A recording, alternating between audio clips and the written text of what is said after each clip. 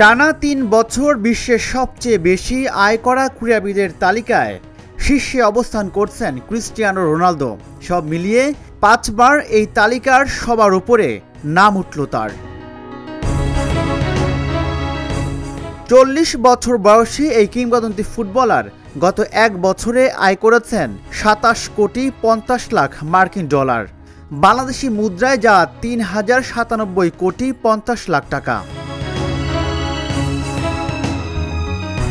রোনালদোর পর দ্বিতীয় সর্বোচ্চ আয় করেছেন যুক্তরাষ্ট্রের বাস্কেটবল খেলোয়াড় স্টিফেন কারি।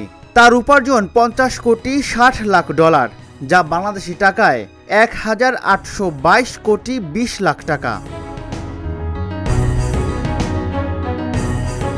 আর্জেন্টিনার বিশ্বকাপ জয়ী ফুটবলার লিওনেল মেসি নেমে গেছেন ৫-এ। গত এক বছরে মেসি আয় করেছেন ১৩ কোটি ৫০ লাখ ডলার, যা বাংলাদেশি টাকায় ১,৫৭৯ কোটি ৫০ লাখ টাকা। এই সমপরিমাণ অর্থ আয় করেই ২০২৪ সালের তালিকায় ছিলেন তিনে। গত এক বছরে রোনালদোর আয় বেড়েছে ১ কোটি ৫০ লাখ ডলার।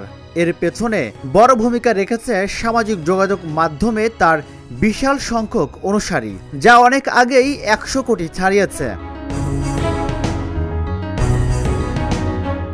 তবে অর্থনৈতিক দিক থেকে সবার উপরে থাকলেও মাঠে এখন আর সেভাবে সাফল্য দেখা যায় না রোনালদোকে। ২০২৩ সালের শুরুতে সৌদি প্রো লিগের ক্লাব আল নাসরে যোগ দিলেও এখন পর্যন্ত বড় কোনো শিরোপা জিততে পারেননি এই পর্তুগিজ ফরওয়ার্ড।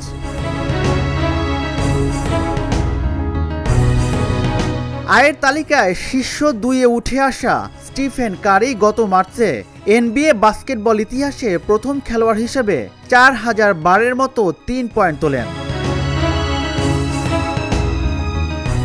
২০২৩ সালের মাঝামাঝি সময়ে যুক্তরাষ্ট্রের major league soccer club inter মায়ামিতে যোগ দেন মেসি। এরপর টেক জায়ান্ট অ্যাপেলের সঙ্গে তিনি চুক্তিবদ্ধ হন। ক্রীড়া সামগ্রী প্রস্তুতকারক প্রতিষ্ঠান অ্যাডিডাসের সঙ্গে তার আজীবন চুক্তি রয়েছে। তবে গত এক বছরে তার আয় বাড়েনি। ফুটবলারদের মধ্যে শীর্ষ ১০ থেকে ছিটকে পড়েছেন কিলিয়ান এমবাপ্পে ও নেইমার। গত এক বছরে দুইজনই ক্লাব পাল্টেছেন। রাজিবুল ইসলাম, ঢাকা জার্নাল।